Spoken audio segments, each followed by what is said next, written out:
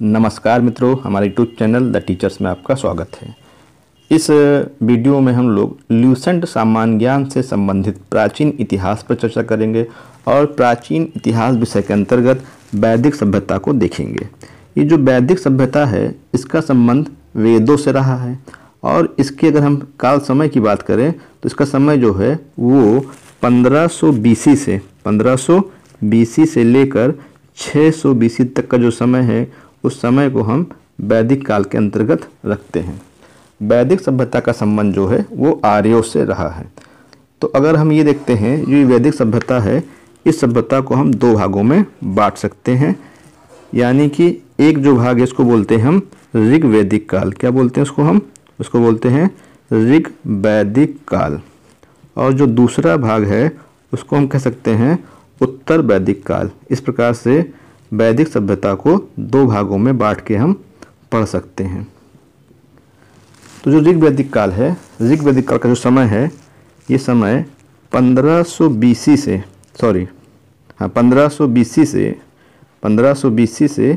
1000 BC तक है। 1000 BC तक जो समय है आपका वो किसका है? आपका ऋग वैदिक काल का है।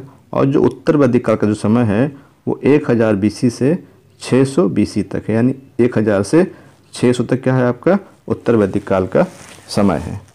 तो अगर हम पढ़ते हैं ल्यूसेंट को तो हम देखते क्या है, इसमें लिखा क्या है? इसमें लिखा है वैदिक काल का विभाजन दो भागों ऋग वैदिक काल और उत्तर वैदिक काल में किया गया है। ऋग वैदिक काल का जो समय दे रहा है आपको 1500 से 1000 ईसा पूर्व, जैसा कि अभी हमने देखा था, और उत्तर वैदिक काल का जो समय है आपका वो 1000 से 600 ईसा पूर्व तक है आपका। यानी इस प्रकार से वैदिक सभ्यता को दो भागों में बांटा गया है। अब जैसे दूसरा पॉइंट दे रहा है आपको, कह रहा है आर्य सर्वप्रथम पंजाब और अफगानिस्तान में बसे। तो जो आर्य हैं यह मध्य एशिया से आए थे। कहाँ से आए थे? मध्य एशिया से आए थे। और कहाँ बसे? सबसे पहले आके पंजाब और अफगानिस्तान में आकर इन्होंने अपना बसावट का काम किया, वहाँ आके बसे। मैक्स मूलर ऐसा मानते हैं, यानी जो मैक्स मूलर है, मैक्स मूलर के अनुसार जो आर्यों का मूल स्थान था वो क्या था? मध्य एशिया को माना है। आर्यों के द्वारा, फिर कह रहा आगे, आर्यों के द्वारा निर्मित सभ्यता वैदिक सभ्यता कहलाई। तो जो वेदों को मानते थे और आर्यों की जो सभ्यता वो क्या थी? आपकी वैदिक सभ्यता कहलाई। यह एक ग्रामीण सभ्यता थी। जैसे इससे पहले के वीडियो हमने देखा था कि जो हड़प्पा सभ्यता थी वो नगरीय सभ्यता थी, कांस्य युगीन सभ्यता थी। तो ये क्या थी आपकी? ये ग्रामीण सभ्यता थी। आर्यों की भाषा संस्कृत थी, यानी जो संस्कृत है वो आर्यों की भाषा थी। तो जैसे यहाँ लिख दे रहा है आपको कि नोट दे रहा है आपको कि आर्य शब्द भाषा समूह को इंगित करता है। तो यहाँ जो इसका तात्पर्य है, मतलब कहने का ये है कि जो संस्कृत बोलने वाले लोग थे वो सभी आर्य थे आपके। और आर्य शब्द का जो शाब्दिक अर्थ होता है वो क्या होता है? वो होता है श्रेष्ठ। यानी जो संस्कृत बोलता था वो क्या थे? अपने आप को श्रेष्ठ मानते थे। तो इस प्रकार से क्या है, आर्य शब्द का शाब्दिक अर्थ क्या हो गया? श्रेष्ठ हो गया। तो इस प्रकार से हमने क्या देखा कि जो आर्यों की सभ्यता है वही सभ्यता क्या थी? आपकी वैदिक सभ्यता थी। तो कहीं ना कहीं ये जो वैदिक सभ्यता है इसका संबंध हिंदू धर्म से है, यानी कि जो सनातन धर्म है उसी से इसका संबंध है। आइए चलते हैं हम लोग आगे, देखिए क्या कह रहा है नेक्स्ट पॉइंट में। नेक्स्ट पॉइंट कह रहा है आर्यों के प्रशासनिक इकाई आरोही क्रम में इन 5 भागों में बटे थे। यानी कि जो आर्यों के अगर हम प्रशासनिक व्यवस्था को देखें तो इसे 5 भागों में बांटा गया है। और ये क्या है? आरोही क्रम मतलब क्या है? छोटे से बड़े क्रम में है, सबसे छोटा, उससे बड़ा, उससे बड़ा और सबसे बड़ा। तो जैसे हमने कहा यहाँ पे कि जो आर्यों की प्रशासनिक व्यवस्था थी, अगर हम उसको देखते हैं तो प्रशासनिक इकाई में सबसे छोटी इकाई क्या थी? आपकी कुल थी। कुल माने होता है परिवार, यानी सबसे छोटी इकाई आपकी परिवार थी। परिवार से जो बड़ा था वो था आपका ग्राम, यानी कि गांव। ठीक है, ग्राम जो है परिवार से बड़े होते थे। उसके बाद आपका विश था। जो विश मतलब जिससे हम कह सकते हैं इसको कि कस्बा टाइप का। तो परिवार है, परिवार, गांव, कस्बा। उसके बाद ये जन था आपका, जन से हम कह सकते हैं जिला से। और जो राष्ट्र है उसका संबंध देश से था। तो इस प्रकार से क्या था कि कुल, ग्राम, विश, जन और राष्ट्र में जो है हमने इसको बांट दिया था। यानी जो प्रशासनिक इकाई थी, यानी कि इस आधार पर शासन व्यवस्था चलती थी। अब देखिए क्या कह रहा है, आपसे कह रहा है गांव के मुखिया ग्रामीणी, ठीक है, तो गांव के मुखिया को ग्रामीणी कहते थे आपके, विश्व का प्रधान विस्पति और जन के शासक को राजन कहते थे। नहीं तो राजन मतलब क्या था, जो जन का शासक था, यानी जो जन पे शासन करता था वही राजन था। राज्य अधिकारियों में पुरोहित और सेनानी प्रमुख थे। तो पुरोहित जो था उसके कहने पर ही जो राजा थे वो कार्य करते थे, और सेनानी जो था वो सेनापति उनापति जो होते थे आपके, जो सैनिक होते थे सेनापति होते थे, वो क्या थे, वो प्रमुख थे आपके। फिर यहाँ देखिए क्या कह रहा है, आपसे कह रहा है वशिष्ठ रूढ़िवादी एवं विश्वामित्र उदार पुरोहित थे। तो अगर हम पुरोहित की बात करते हैं तो दो प्रकार के पुरोहित जो मेनली यहाँ आपको मिलते हैं देखने के लिए, एक मिलते हैं विश्वामित्र मिलते हैं, और दूसरे क्या मिलते हैं आपको, वशिष्ठ मिलते हैं। तो वशिष्ठ क्या है, रूढ़िवादी थे, मतलब क्या है, पुरानी विचारधाराओं के थे, जबकि विश्वामित्र क्या थे, वो उदार थे। फिर देखिए नेक्स्ट पॉइंट क्या कह रहा है आपसे आगे। नेक्स्ट पॉइंट कह रहा है आपसे कि सूत, रथकार वे कम्मादि नामक अधिकारी रत्नी कहे जाते थे। यानी रत्नी मतलब क्या थे, जो विशेष प्रकार के अच्छे पदों पर थे उनको रत्नी बोलते थे। इनकी संख्या राजा सहित करीब 12 हुआ करती थी। कुल मिला कितने थे आपके, 12 रत्नी थे। रत्नी में राजा को भी शामिल करते हैं। तो इस प्रकार से राजा है और अधिकारी जो मिल के आपके कुल 12 संख्या थी, इनकी रत्नी कहे जाते थे। अब यहाँ पे जो सूत है, तो सूत मतलब होता है जो रथ को हाँकता है, यानी कि जिसको हम सारथी कहते हैं, तो सूत होता है आपका। रथकार मतलब क्या होता है, जो रथ का निर्माण करता है। और कम्मादि मतलब क्या होता है कि जो शिल्प संबंधी कार्य करते हैं उनको हम कम्मादि कहते हैं। तो सूत, रथकार वे कम्मादि नामक अधिकारी रत्नी कहे जाते थे, जिनकी संख्या राजा सहित करीब 12 हुआ करती थी। आइए देखते हैं नेक्स्ट पॉइंट क्या है आपका आगे। देखिए नेक्स्ट पॉइंट क्या है आपसे आगे कि पूरब दुर्गपति, यानी कि जो किले की रक्षा करने वाला, और स्पष्ट जो था आपका जनता की गतिविधियों को देखने वाले गुप्तचर होते थे। तो गुप्तचर मतलब गुप्तचर को उस समय स्पष्ट कहते थे, और दुर्गपति जो था उसको पूरब कहा जाता था। बाजपति क्या था, गोचर भूमि का अधिकारी बाजपति होता था। तो उस समय क्या था कि जो गाय थी, गाय जिस भूमि पर चरती थी उनको गोचर भूमि कहा जाता था।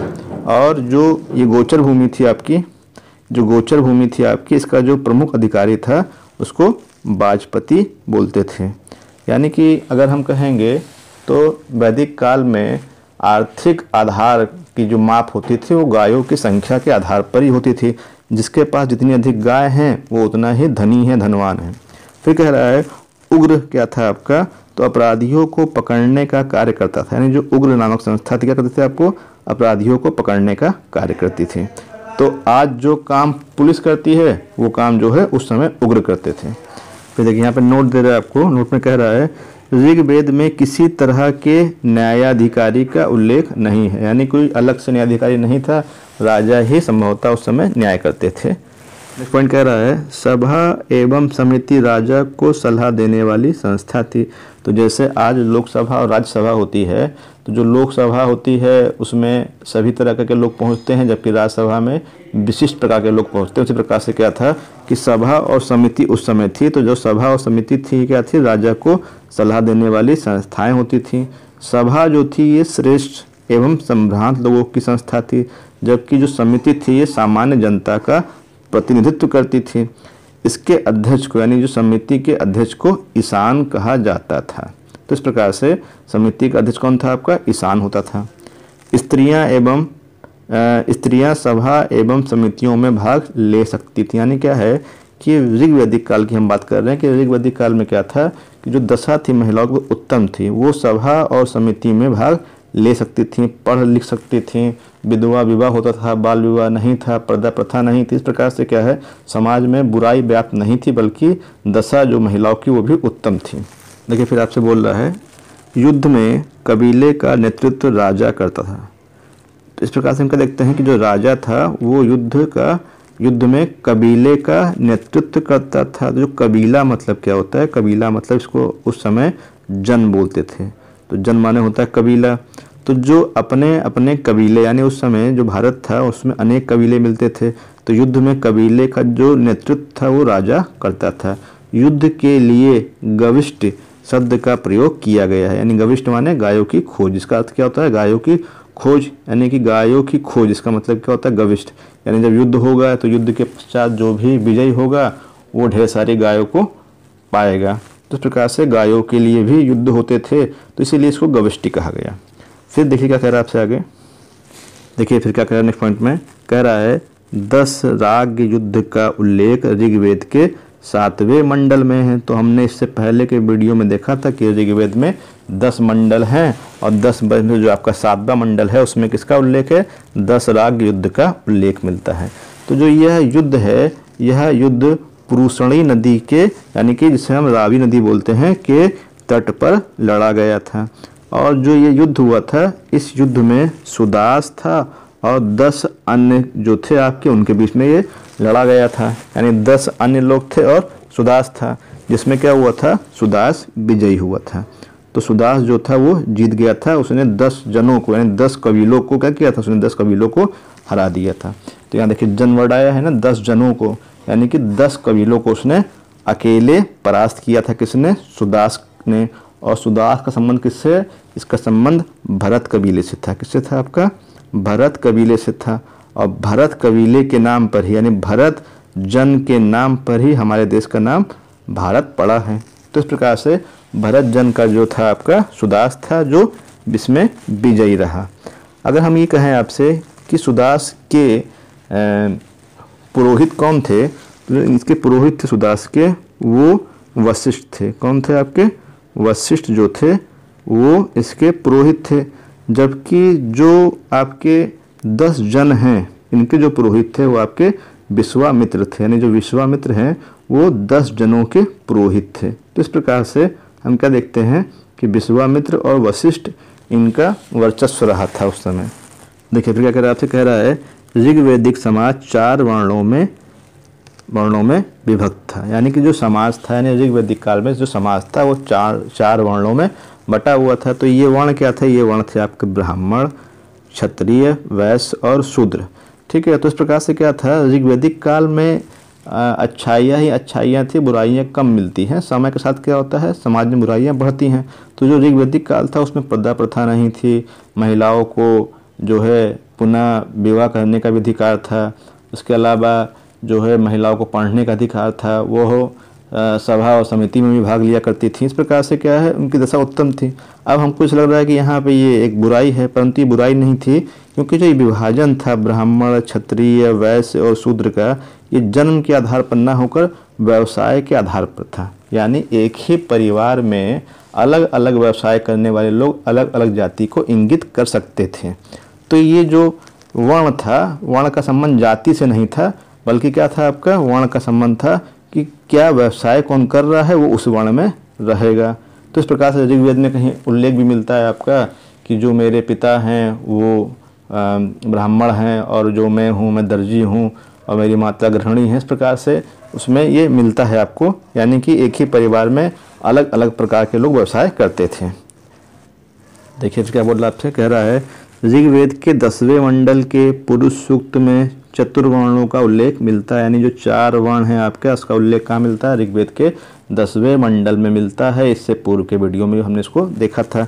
इसमें कहा गया है कि ब्राह्मण परम पुरुष के मुख से, क्षत्रिय उनकी भुजाओं से, वैश्य उनकी जांघों से एवं शूद्र उनके पैरों से उत्पन्न हुए हैं। तो इस प्रकार से क्या होता है कि अलग अलग जो आपके अंग हैं उनसे अलग अलग वर्णों की उत्पत्ति हुई है, ऐसा बताया गया है किसमें, ऋग्वेद के 10वें मंडल में। परंतु इसका उल्लेख इससे नहीं है कि आप इस जाति में जन्म लिए तो आप इस जाति के हो गए। ये तो बाद में ब्राह्मणों के द्वारा ऐसा कर दिया गया अपने लाभ के लिए।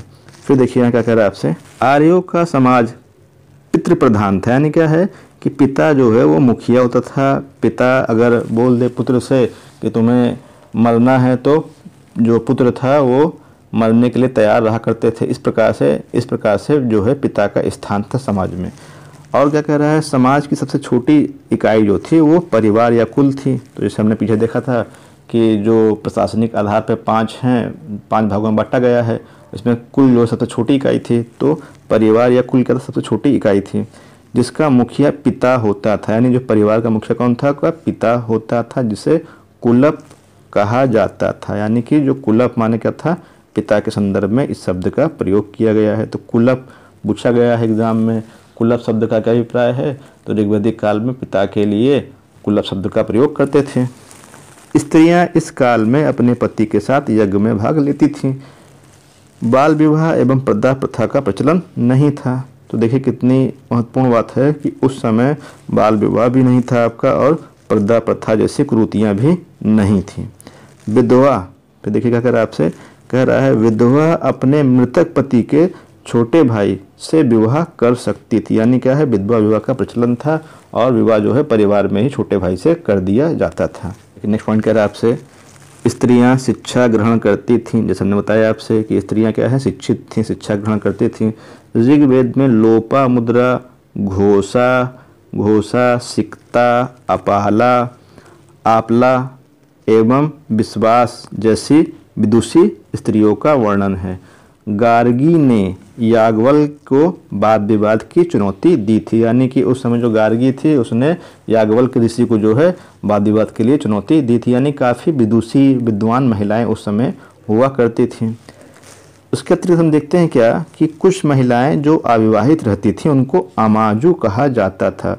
यानी क्या है, जीवन भर अविवाहित रहने वाली महिलाओं को अमाजू कहा जाता था। यानी कि उस समय समाज में महिलाओं को इतनी छूट थी कि वो चाहें तो अविवाहित भी रह सकती थीं। नेक्स्ट पॉइंट कह आपसे, जीविकोपार्जन के लिए वेद वेदांग पढ़ाने वाला अध्यापक उपाध्याय कहलाता था। यानी कि जो जीविकोपार्जन करने के लिए वेद वेदांग पढ़ाते थे तो उनको हम क्या बोलते थे, उनको हम उपाध्याय कहते थे।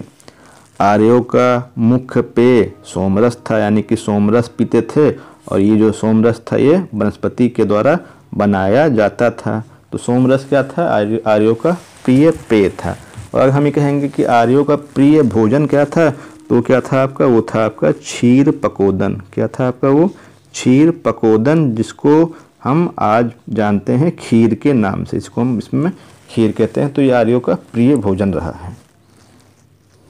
लेकिन नेक्स्ट पॉइंट कह रहा है आपसे, आर्य मुख्यतः 3 प्रकार के वस्त्रों का प्रयोग करते थे, जिसे वास, अधिवास और उष्णीय कहा जाता था। तो जैसे होता क्या था, और नीवी क्या था, जो अंदर की ओर वस्त्र पहनते थे उसको नीवी बोलते थे। तो नीवी क्या था आपका, जो अंदर वस्त्र पहनते। जैसे हमने कहा बनियान पहनते हैं, तो बनियान क्या हो गया, नीवी हो गया। उसके ऊपर हम क्या करते हैं, कोई शर्ट पहन लिए तो बास हो गया। उसके ऊपर हमने स्वेटर पहन लिया तो अधिवास हो गया। उष्णीय जो था क्या आपका, गर्म कपड़े पहनना। इस प्रकार से गर्म कपड़े पहनना, तो और अंदर कपड़े जो पहनते उसको नीवी कहा गया आपका। तो बास, अधिवास, नीवी, उष्णीय, ये सब क्या थे, आर्यों के द्वारा वस्त्रों का उपयोग करते थे। तो इस प्रकार के वस्त्र जो है आर्य पहनते थे।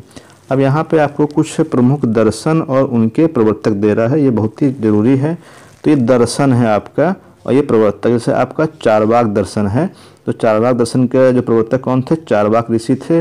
और इनका मानना क्या था कि प्रत्यक्षम किम प्रमाणम, यानी प्रत्यक्ष को प्रमाण कह सकता नहीं होती है। यानी जो दिखता है वही है, जो नहीं दिखता वो नहीं है, ऐसा चारवाक मानते थे आपका। योग दर्शन के जो प्रवर्तक थे वो पतंजलि ऋषि थे आपके। सांग दर्शन के जो प्रवर्तक थे आपके कपिल थे।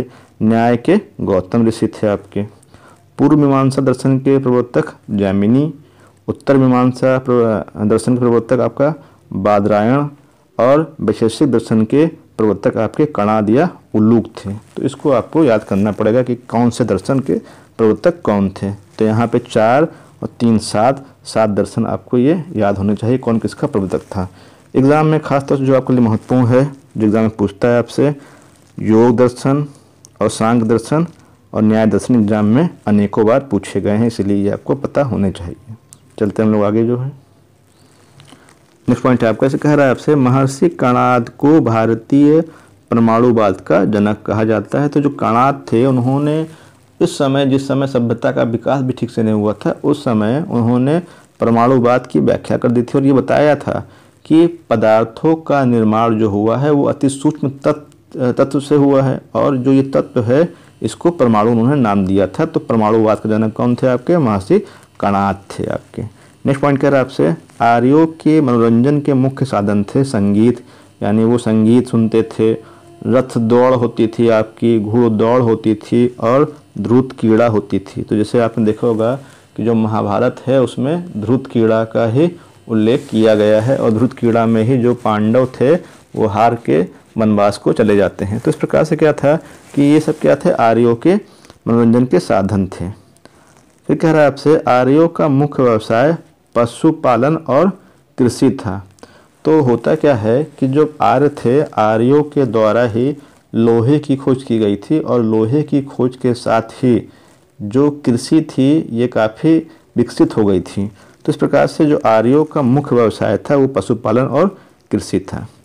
तो जब पशुपालन और कृषि था आर्यों का मुख्य व्यवसाय, तो पशुओं में जो सर्वाधिक महत्व था वो गाय और बैल का रहा होगा।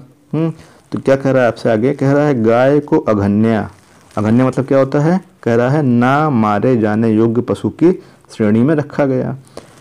गाय की हत्या करने वाले या उसे घायल करने वाले के लिए वेदों में मृत्युदंड अथवा देश से निकालने की व्यवस्था की गई है।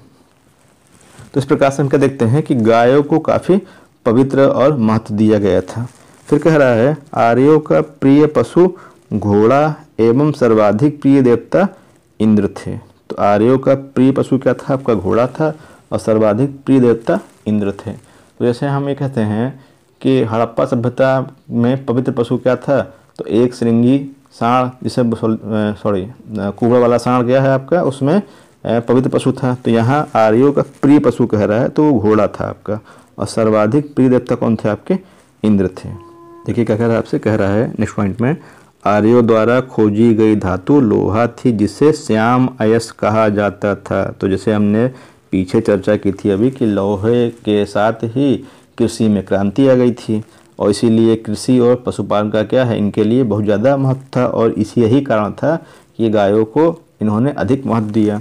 फिर क्या कहते हैं, तांबे को लोहित अयस्क कहा जाता था। जो तांबे की खोज थी इससे पहले ही हो चुकी थी तो उसको लोहित अयस्क बोलते थे। तो श्याम अयस्क क्या था, आपका लोहा था, लोहित अयस्क जो था ये आपका तांबा था। फिर क्या कह रहा है आपसे, कह रहा है व्यापार हेतु दूर दूर जाने वाले व्यक्ति को प्राणी कहते थे। तो प्राणी क्या थे आपके, जो व्यापार के लिए दूर दूर जाते थे, जिसको हम बोलते हैं व्यापारी। आजकल जो व्यापारी थे आपके उसको उस समय प्राणी कहते थे। लेन देन में वस्तु विनिमय की प्रणाली प्रचलित थी, यानी कि सामान लेने देने के लिए क्या है आपका, वस्तु विनिमय की प्रणाली प्रचलित थी, यानी मुद्रा का प्रचलन उस समय नहीं रहा होगा। नेक्स्ट पॉइंट कह रहा है आपसे ऋण देकर ब्याज लेने वाले व्यक्ति को बैकनॉट यानी कि सूदखोर कहा जाता था। तो सूदखोर क्या थे, जो ऋण देकर ब्याज लेने का काम करते थे, यानी जो ब्याज खाने का काम करते थे वो क्या था आपके, सूदखोर थे, जो आज भी होते हैं आपके। फिर कह रहा है आपसे मनुष्य एवं देवता के बीच मध्यस्थ की भूमिका निभाने वाले देवता के रूप में अग्नि की पूजा की जाती थी। तो आज भी ऐसा होता है कि अग्नि में जब हम स्वाहा करते हैं तो इसका मतलब क्या होता है कि अग्नि के माध्यम से वो हमारे ईश्वर तक पहुंच रहा है। तो इसमें जो ये जोड़ने का काम कौन कर रहा है, जोड़ने का काम अग्नि कर रही है। किससे, हमारे जो ईश्वर हैं, जो हमारे गॉड हैं, उस गॉड से जो ह्यूमन को जोड़ने का काम कौन कर रहा है, अग्नि ये काम कर रही है। तो मनुष्य और देवता के बीच मध्यस्थ की भूमिका निभाने वाले देवता कौन थे आपके, अग्नि देवता थे, यानी अग्नि का काफ़ी महत्व था। फिर देखिए क्या बोल रहा है आपसे नेक्स्ट पॉइंट में, कह रहा है ऋग्वेद में उल्लिखित सभी नदियों में सरस्वती सबसे महत्वपूर्ण तथा पवित्र नदी थी, यानी कि आर्यों की सबसे पवित्र नदी क्या थी आपकी, तो वो सरस्वती थी। ठीक है, तो ये सबसे पवित्र थी। फिर कह रहा है यमुना का उल्लेख 3 बार हुआ है और गंगा का उल्लेख 1 बार हुआ है ना। ऋग्वेद में गंगा का उल्लेख 1 बार हुआ, यमुना का 3 बार हुआ है और सिंधु नदी का उल्लेख क्या हुआ है, अनेक बार हुआ है। सर्वाधिक बार जो उल्लेख हुआ है सिंधु नदी का हुआ है। तो जो ऋग्वेद है आपका, उस ऋग्वेद में यानी जो ऋग्वेद है आपका, उस ऋग्वेद में जो है 25 नदियों का उल्लेख मिलता है। कितनी का, 25 नदियों का उल्लेख मिलता है और पूरे वैदिक साहित्य में 31 नदियों का उल्लेख मिलता है। तो पूरे वैदिक साहित्य की बात करेंगे तो उसमें 31 का उल्लेख मिलता है, जबकि ऋग्वेद में अकेले 25 नदियों का उल्लेख मिलता है। फिर देखते हैं हम लोग जो ये नदियां हैं उनके नाम क्या थे, प्राचीन नाम क्या थे। तो देखिए कह रहा है आपसे कि ऋग्वैदिक कालीन नदियां जो थी उनके प्राचीन नाम क्या थे, आधुनिक नाम क्या हैं। प्राचीन नाम और आधुनिक नाम क्या हैं। तो जैसे इसने कहा जो कुब्र नदी थी आपकी उसको वर्तमान में कुर्रम नदी कहते हैं। कुभा नदी जो है उसको काबुल बोलते हैं। बितस्ता जो थी आपकी वो झेलम थी, है ना। झेलम का प्राचीन नाम क्या था? बितस्ता था। चिनाव का प्राचीन नाम क्या था? आस्किनी था। और रावी का प्राचीन नाम क्या था? पूषणी था आपका। सतलज का नाम क्या था आपका? तो सुतरुदी था आपका। ब्यास का प्राचीन नाम क्या था? बिपाशा। गंडक का प्राचीन नाम क्या था? तो गंडक का प्राचीन नाम सदानीरा था आपका। और इसी प्रकार से घग्घर का प्राचीन नाम क्या था? तो दृष्टदती। गोमल का गोमती। और स्वात मतलब सुवस्तु, ये इसका प्राचीन नाम रहे हैं। फिर देखिए क्या बोलता है आपसे आगे, कह रहा है उत्तर वैदिक काल में इंद्र के स्थान पर प्रजापति सर्वाधिक प्रिय देवता हो गए थे। विष्णु के 3 पगों की कल्पना का विकास उत्तर वैदिक काल में हुआ। तो यहाँ जो उत्तर वैदिक काल है इस काल में क्या हो गया कि जो ऋग वैदिक काल में आर्यों के जो प्रिय देवता थे वो इंद्र थे ऋग वैदिक काल में। उत्तर वैदिक काल में क्या हो गया, जो आर्यों के देवता थे वो क्या हो गए, प्रजापति हो गए। विष्णु के 3 पगों की कल्पना कि जैसे आपने देखा होगा ना कि वामन अवतार की बात की गई है, तो विष्णु के 3 पगों की कल्पना का जो विकास हुआ है वो उत्तर वैदिक काल में ही हुआ था। आइए देखते हैं कि जो ऋग वैदिक कालीन देवता कौन कौन से थे, बहुत ही महत्वपूर्ण है आपके ये। तो देखिएगा ऋग वैदिक कालीन देवता का अगर हम बात करते हैं, जैसे देवता इंद्र हैं तो हम जानते हैं इंद्र देवता आज भी हैं। तो इंद्र का मतलब क्या था, युद्ध का देवता, इसलिए इनको पुरंदर बोलते हैं, यानी युद्ध का देवता। और वर्षा का देवता इनको माना जाता है। इंद्र की पूजा की जाती है जब वर्षा नहीं होती है। तो इंद्र क्या थे, युद्ध के देवता थे। और पुरंदर वर्षा के देवता थे। इंद्र के लिए शब्द पुरंदर का भी इसलिए प्रयोग करते हैं। नेक्स्ट देखिए क्या बोलता है आपसे, नेक्स्ट कह रहा है आपसे अग्नि देवता एवं मनुष्य के बीच मध्यस्थ की भूमिका निभाते थे। यानी जो अग्नि देवता थे वो अग्नि जो ऐसे देवता थे जो देवता यानी ईश्वर और मनुष्य के बीच मध्यस्थ की भूमिका निभा रहे थे। नेक्स्ट क्या, फिर देखिए जो आपका देवता है वरुण, जो वरुण थे वह पृथ्वी और सूर्य के निर्माता इनको कहा गया, समुद्र का देवता कहा गया और विश्व के नियामक एवं शासक, सत्य का प्रतीक, ऋतु परिवर्तन और दिन रात का इनको कर्ता कहा गया। तो इस प्रकार से जो वरुण है वो पृथ्वी और सूर्य के निर्माता थे। धव जो देवता थे आपके वो आकाश का देवता था। सोम जो थे वो वनस्पति के देवता थे। उषा जो थे वो आपके प्रगति और उत्थान के देवता थे। अश्विन जो थे आपके विपत्तियों को हरने वाले देवता थे। इसी प्रकार से हम देखते हैं आगे, उषण जो है आपके पशुओं का देवता था। विष्णु जो है आपके विश्व के संरक्षक एवं पालन करता थे। मरुत जो थे आपके वो आंधी तूफान का देवता था। तो इस प्रकार से ऋग वैदिक काल में हमने जो भी देवता थे और उनके जो भी संबंध जिस कार्य से रहा है उन्होंने देखा है आपका। नेक्स्ट पॉइंट कह रहा है उत्तर वैदिक काल में राजा के राज्याभिषेक के समय राजसूय यज्ञ का अनुष्ठान किया जाता था। यानी जो राजा है वह राज्याभिषेक के समय यानी शासन ग्रहण करते समय, गद्दी पर बैठते समय राजसूय यज्ञ करता था। उत्तर वैदिक काल में वर्ण व्यवस्था के बजाय अब देखिए धीरे धीरे क्या हो गया, कुरीतियाँ आ गई। ऋग वैदिक काल में क्या था, जो वर्ण व्यवस्था थी वो व्यवसाय पर आधारित थी, जबकि उत्तर वैदिक काल में क्या हो गया, उत्तर वैदिक काल में वर्ण व्यवस्था व्यवसाय की बजाय जन्म के आधार पर निर्धारित होने लगे। यानी कि अब क्या है, जन्म के आधार पर जो है मानते थे कि आप इस जाति के हो। यानी कि जो जाति व्यवस्था है ऋग्वेद में अगर देखा जाए तो वास्तव में व्यवसाय के आधार पर ही है, ये जन्म के आधार पे नहीं थी। बाद में ये एक प्रकार से क्रूति के रूप में इसको देख सकते हैं। फिर देखिए नेक्स्ट पॉइंट क्या आपसे कह रहा है, उत्तर वैदिक काल में हल को सिरा और हल रेखा को सीता कहा जाता था। तो जैसे हमने कहा कि ऐसे कोई हल बना हुआ है आपका, तो इस संपूर्ण हल का नाम क्या था, इस संपूर्ण हल का नाम सिरा था। यानी हल को सिरा बोलते थे। और जो ये जो हल रेखा है, यानी जो इसको क्या कहा गया, इसको हल रेखा कहा गया, जो इससे ये भाग इस प्रकार से जुड़ा होता था, तो इसको क्या कहा गया, इसको सिरा कहा गया। तो ये सिरा थी आपकी। तो सिरा क्या थी, सीता थी आपकी। तो सीता क्या थी, जो हल रेखा होती थी। तो ये इसी को हल रेखा बोलते थे। और जो ये था आपका, इसको पूरे हल को हमने क्या कहा, इस पूरे हल को हमने सिरा कहा। तो सिरा और सीता ये दो चीज़ें आपकी महत्वपूर्ण थी। देखिए नेक्स्ट पॉइंट कर आपसे, उत्तर वैदिक काल में निष्क और शतमान मुद्रा की इकाइयाँ थीं। तो मुद्रा की इकाइयाँ थीं परंतु कोई मुद्रा उद्रा थी नहीं। लेकिन इस काल में किसी खास भार, आकृति और मूल्य के सिक्कों के प्रचलन का कोई प्रमाण नहीं मिलता है। तो केवल ये मुद्रा की इकाइयाँ थीं और वास्तव में क्या है, कोई सिक्के का प्रमाण नहीं मिलता है।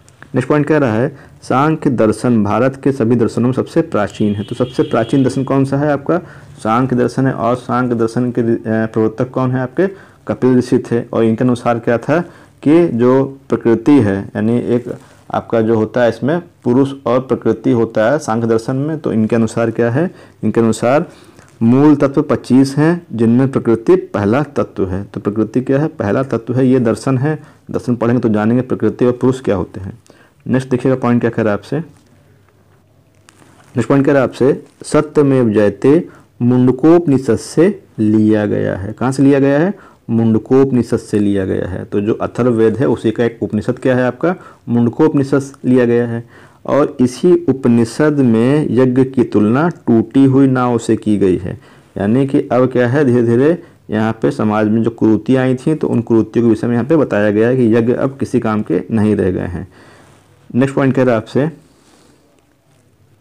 गायत्री मंत्र सवित यानी कि सविता नामक देवता को संबोधित है, जिसका संबंध ऋग्वेद से है।